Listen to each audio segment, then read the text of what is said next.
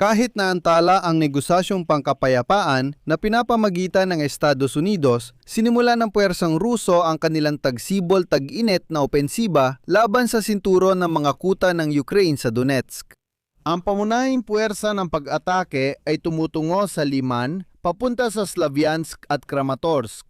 Sinabi na ito ng militar ng Ukraine at kinumpirma rin ngayong araw ng Washington Institute for the Study of War. Ayon sa datos ng mga militar ng Ukraine, nagsimula na ang malawakang opensiba ng mga Ruso mula sa 7 direksyon noong ika-19 ng Marso. Sabay-sabay na isinagawa ang pag-atake mula sa iba't ibang direksyon, nagpapakita ng pagbabago ng taktika mula sa paggalaw ng mga kulum tungo sa hiwa-hiwalay na pag-atake upang pahirapan ang operasyon ng mga drone ng Ukraine. Sa parehong oras, ang delegasyon ng Ukraine ay nakikipagnegosasyon sa mga Amerikano sa Estados Unidos kaya't binibigyang diin na sa Crimea, maingat nilang pinili ang oras para subukang lusutan ang depensa ng Ukraine sa Crimea. Sa episode na ito, aalamin natin kung ano ang nangyayari sa front lines at kung sinimula na ng Russia ang opensiba sa Tagsibol at Tag-init. Ang pangalan ko ay Alexei Pechi. Tara't pag-usapan natin ito ng sama-sama. Ang pangalan ko ay Alexei Pechi. Tara't pag-usapan natin ang paksang ito ng sama-sama. Pero bago tayo magsimula, hinihiling ko na mag-subscribe kayo sa channel na ito, mag-like at mag-iwan ng kahit anong komento sa video na ito. Kung gusto ninyong suportahan ang channel na ito, maaari ninyong gawin ito sa pamamagitan ng kahit anong donasyon o pag-subscribe. Mag-subscribe sa channel at mag-like. Kung paano ito gawin, lahat ng link at detalye ay nasa description ng video na ito. Lubos akong magpapasalamat sa kahit anong suporta mula sa inyo. Ayon sa pinakabagong ulat ng Washington Institute for the Study of War, malamang sinimulan na ng mga puwersang Ruso ang planadong opensiba para sa tagsibol tag-init ng 2026 laban sa sinturo ng mga kuta ng Ukraine na siyang pangunahing linya ng depensa ng Ukraine sa reyon ng Donetsk. Sinimulan ng mga puwersang Ruso ang mas pinaigting na operasyong panlupa lalo na sa direksyon ng Lyman. Kung gusto ninyong suportahan ang pagbabalik sa Slavyansk mula sa hilagang dulo ng sinturong ito ng mga kuta mula sa hilagang silangan, mag-like lang kayo. Kondisyon para sa karagdagang paglusop sa Slavyansk mula silangan at timog silangan sa susunod na panahon. Agad kong sasabihin ng sinturong ito ng mga kuta ay eksaktong teritoryong hiningi ni Putin na ibigay sa kanya sa negosasyon. Ibig sabihin, itong mga teritoryong ito mismo na ang Rusya, kung gusto nyo suportahan ang channel, pindutin nyo. Ito ang hinihingi niya na ibigay sa amin sa negosasyon. Sinasabi ni Trump na gawin ito. Ipinapansin ko na noong Marso 21, iniulat ng ikatlong Army Corps ng Sandatang Lakas ng Ukraine na noong Marso 11 ang mga unit ng unang Guard Tank Army at ika-20 Guard Combined Arms Army ng Russian Federation ay nagsagawa ng mekanisado at motoritsadong opensiba patungo sa direksyon ng Liman. Tinatayang 1 batalyon ang lumahok sa pag-atake. Kung gusto ninyong suportahan ang channel, pindutin ninyo. Nagsagawa ang mga tropang Ruso ng opensiba sa 7 direksyon gamit ang mahigit 500 sundalong Ruso, 12 ng armored vehicles at mahigit 100 motorsiklo, buggy at all-terrain vehicles. Mas malaki ang opensibang ito na kasing laki ng batalyon kaysa sa karamihan ng mekanisadong opensiba ng Russia nitong mga nakaraang buwan. Ang nais ninyong suportahan, ang opensiba ng kumpanya na isinagawa ng mga tropang Ruso noong Marso 11 ay bahagi ng mas malawak na opensibang batalyon na ito. Kung nais ninyong suportahan, mag-like kayo. Ang Lyman ay mahalagang himpilan papuntang Slavyansk at maaaring maging base na mababangis na Ruso sa pagsakop sa Slavyansk at Kramatorsk. Kaya malinaw na dapat paigtingin ng mga tropang Ruso ang pagsisikap sa Lyman para subukang makausad patungong Slavyansk at Kramatorsk. Magbibigay ako ng CP mula sa Institute for the Study of War. Kung gusto ninyong suportahan ang mga puwersang Ukrainyano sa pamamagitan ng pagpapaigting ng opensiba gamit ang mas malalaking unit, mag-like kayo. Ang kanilang taktika ay mula sa mekanisadong pag-atake patungo sa sabayang pagpapakalat ng kagamitan sa iba't ibang direksyon, gaya ng kalat-kalat na infantry. Kung gusto ninyong suportahan ang mga tropang Ruso, umatake sa iba't ibang direksyon upang pahinain at ilihis ang depensa ng Ukraine na nakabase sa mga unit, maglunsad pa ng mas maraming pag-atake. Gamit ang mga guided na glide bomb na Kap-3000, mga loitering munition na Lancet at mga drone na Molnia sa direksyon ng Liman.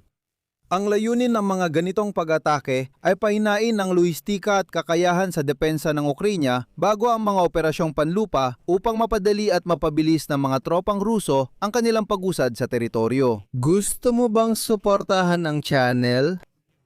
Iniulat na kamakailan ay pinaigting ng mga tropang Ruso ang mga pag-atakeng panlupa sa mga direksyon ng Slavyansk at Kramatorsk bilang paghahanda sa mga susunod na opensibang operasyon at pag-usad patungo sa mga mataas na lugar. Habang papalapit sa Konstantinovka, inililipat ng mga tropang Ruso ang kanilang tauhan sa mga daan patungo ron. Gusto mo bang suportahan?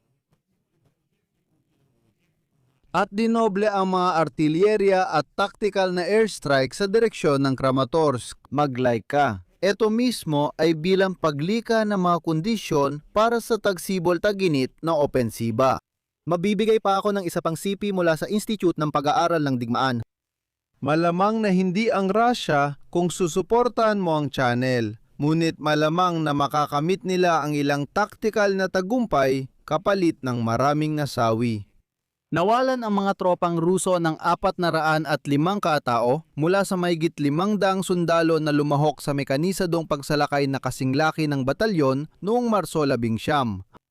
Ang ganitong dami ng mga nasawi ay hindi katanggap-tanggap at magpapababa sa kakayahan ng Russia na magsagawa ng ganito kalalaking pagsalakay sa panggitna at pangmatagalang panahon. Uulitin ko, mahigit 500 infantry ang sumalakay.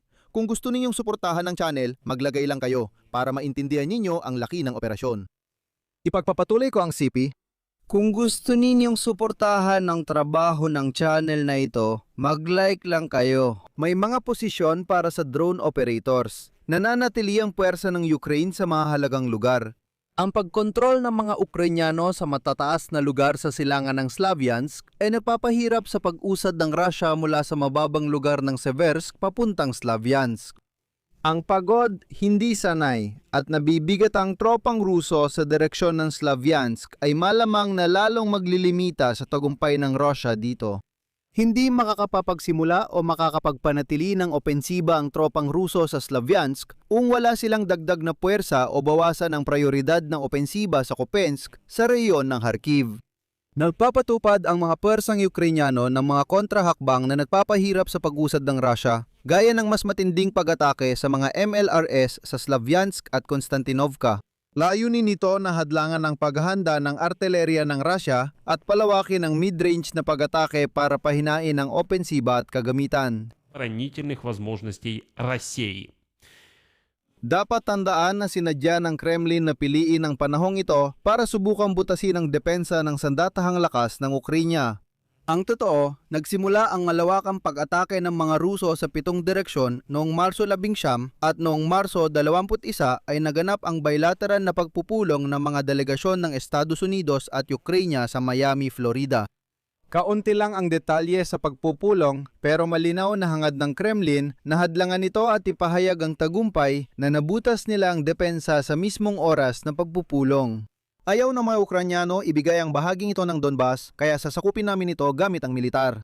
Ito ang magbibigay daan kina Steven Witkoff at Jared Kushner, mga negosyador ng Amerika, na magpresyur sa delegasyon ng Ukraine. Parang sinasabi nila, tingnan ninyo, sinabi na namin, ibigay na ninyo ang mga teritoryong ito na yon sinasakop na ang mga ito. Pero sa kabutihang palad, mahigpit na napigilan ng sandatahang lakas ng Ukraine ang mga tangkang sumalakay ng mga Ruso sa depensa ng Ukraine.